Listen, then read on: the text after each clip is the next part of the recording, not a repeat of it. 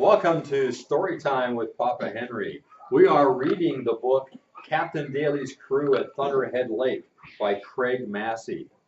And today we're ready to start chapter 6, Atop Thunderhead Mountain. Late that night I was awakened by a distant motor, and I awakened the others to listen. "It's a red plane taking off," Pudge said, and none of us could disagree. The plane roared right over camp and followed the Snake River. We weren't disturbed during the rest of the night, and when morning came, it was so peaceful, it was hard to believe there was a mystery in the whole wide world. The lake was still and serene. That's a word I learned in school. It means peaceful and pleasant. Along about 9 o'clock, the wardens swooped in with their silver plane, and they sure weren't interested in our report. "No one else has a permit to be up here, so whoever is doing it has broken 2 laws, trespassing and robbery," Dan said. George continued, "Let's go over to the foot of Thunderhead Mountain and see what we can find."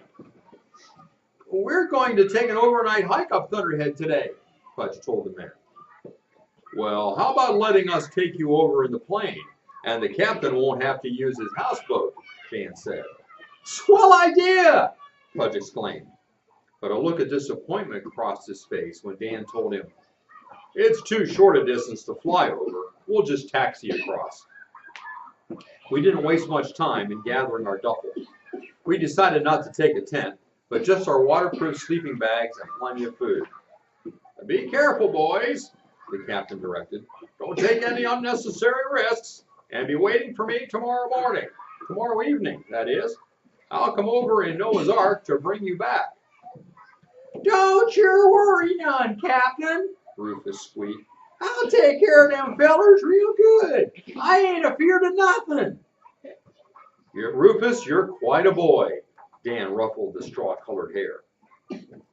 After we had taxied across the lake, George pointed to a narrow tree-bordered trail that led from the water's edge up the mountain that hugged the shore. "That's an ancient Indian trail, and I advise you to follow it closely, because if you fellows get lost, you might have a job finding your way out. The trail goes to the top and down the other side, and from up there you can see for miles around. There's a little town on the other side of the mountain that used to be famous as a summer resort. There's a store there in case you run out of food. But I warn you again, don't leave the trail on this side. The country's mighty wild." We watched the plane take off, then turned to scale the mountain. We only went a few hundred feet when I felt something touch my hand. I looked down to see Rufus standing beside me. His little face twisted in a funny smile as he squeaked, "Gary, would you mind much if I was to hold your hand?" "Why, Ruth, you aren't afraid, are you?" I asked. As soon as I said it, I was sorry, because the saddest look came into his eyes. "No, it ain't that I'm scared. It's just 'cause I'm sorta. His high voice trailed off. "Sure, you can hold my hand," I said, feeling mean for kidding him. Pudge saw Rufus and exclaimed, "You mean our brave guide is holding on to that fellow's hand?" I gave Pudge a keep still wink, not wanting him to hurt the boy's feelings again. At times, some folks kid a fellow so much about tender personal things that he loses respect for them. I didn't want Rufus to feel that way. The Thunderhead Indian Trail sure was a twister. It wound through lofty pine trees for a spell, then led us out onto a small ledge. From then on, the going was rough. The ledge was so narrow in places, we had to walk Indian file. Indian file means single file. One misstep meant sure death, and I can tell you, Ruth held on mighty tight. "Fellas, come here a second," Chuck called. We saw him studying several markings in the mountain wall. At first I couldn't make it out. It was Slim who discovered something. "Say, those are letters carved in the stone. See, here's an A."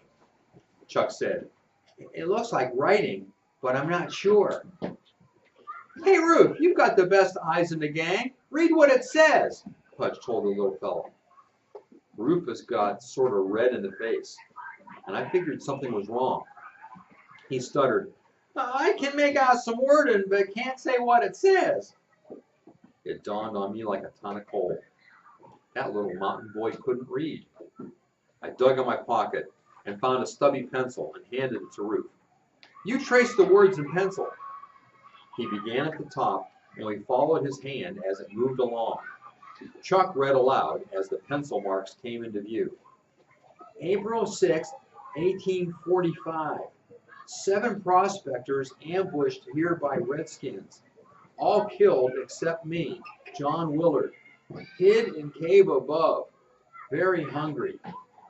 "Wowee!" Pudge whistled. "Indians," Slim whispered. "Where's the cave?" Chuck looked up the steep wall. I looked too, but all I could see was plenty of mountain. "There's something up there." "No, now it's gone," Rufus said in a scary voice. I figured it was imagination getting the best of him. If I'd known then what I know now, wow. Slim piped up. "There does seem to be a wide crack in the wall up there. Let's try to get up and investigate." We tried, but the wall was too steep. We gave up after a while and tramped along the trail. At noon, we found an overhanging rock that gave some shade, and we prepared lunch. It turned out to be plenty hard to find wood for a fire because there weren't too many trees on the rugged cliffs. We cooked some hot dogs and beans and opened a can of pears for dessert. Pudge asked the Lord's blessing on the food before we ate, and when he said, "Amen," Rufus asked, "Who was you talking to?" "I thank the Lord for the food he gave us," Pudge explained gently. "I thought this here food came from camp," Rufus puzzled. "It did," Pudge said. "Then the Lord didn't give it to you," Rufus countered. "Sure he did," Slim broke in. I could see poor Rufus having a hard time understanding, and I guess Chuck saw it too, because he explained, "You see, Rufus, the Lord did give us this food really. These beans were grown on some farm. The Lord had to send the sunshine and the water so they would grow. Same with these hot dogs. This meat came from hogs and cows, and the Lord made them grow. We had to pay money for them, but the Lord gave our dads strength to earn the money. So you see, really everything comes from the Lord, and the Bible tells us we ought to be thankful for everything." Rufus understood, and in a solemn voice he said, "Reckon you're right, only I never heard it afore now." Silently I prayed that Ruth would understand a lot more before we left. The trail continued to be narrow and steep, but we had no trouble reaching the top of the mountain by mid-afternoon.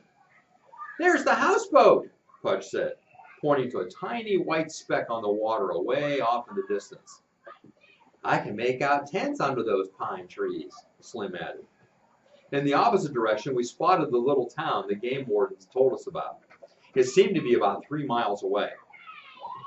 "Say, fellas, let's try to make it down there this afternoon. We could get some ice cream and make it back up again before nightfall," Pudge suggested. "Maybe we could at that," Chuck agreed. And seeing how we were all for it, we decided to try it after a short rest. We flopped down on the barren rock and scanned the country for miles around. We counted 17 lakes and dozens of houses away off in the distance. But most of what we saw was woods, woods, and more woods. "This would be a good place to watch for those explosions," Slim suggested. "You might have a long," I said, but I got no further.